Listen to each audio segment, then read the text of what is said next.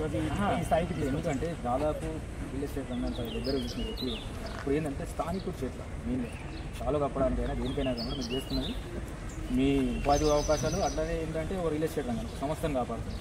So దాన్ని base చేసుకొని మనం దాని ఏంటంటే మెయిన్ ఏంటంటే మన స్థానికుడు భూమి కొనాలి అనేది మాట. 60% మన ల్యాండ్ మన వాళ్ళు బాగుండాలి, అందరికి ఇల్లు ఉండాలి. అందుకోసం మేము ఇది గర్ గర్ డాట్ డబ్ అనేసి ఒక నేషనల్ వైడ్ ప్రోగ్రామ్ చేస్తున్నాం.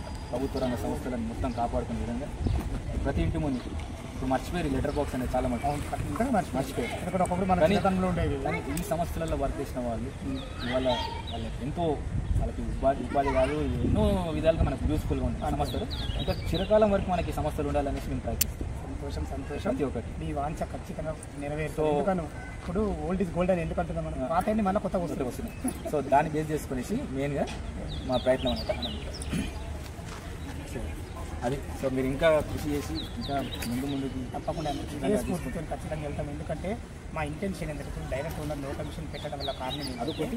ఇంకొకటి ఏంటంటే నేను ఆపుతున్నాను కాదు, రేట్స్ వైజ్ కూడా ఏంటంటే జెన్యూన్ రేట్స్ అంటే మామూలుగా మనకి జెన్యూన్గా రేట్స్ మీరు జెన్యూన్ రేట్స్ చెప్పండి. ఫస్ట్ ఆఫ్ ఆల్ ఇప్పుడు నేను రేట్ చెప్పాను, మీరు అన్నారు నేను చెప్పిన రేట్ తక్కువ అన్నట్టు మాట్లాడచ్చు. కానీ నేను అనేది ఏంటంటే మీరు ఎంక్వైరీ చేయండి. అందుకోసం నేను వచ్చేంత వరకు నేను రాలేదు, చుట్టుపక్కల కూడా ఎంక్వైరీ చేస్తాను. కంపల్సరీ ఒకలాంటి వాతావరణం ఉండాలి. పబ్లిక్ ప్లాట్ఫామ్లో ఉన్నాం. అది ఒక్కరు కాదు, వందల వేల మంది చూస్తారు. ఎంక్వైరీ ఓన్లీ రేట్ విషయంలో కాదు, డాక్యుమెంటేషన్ కూడా.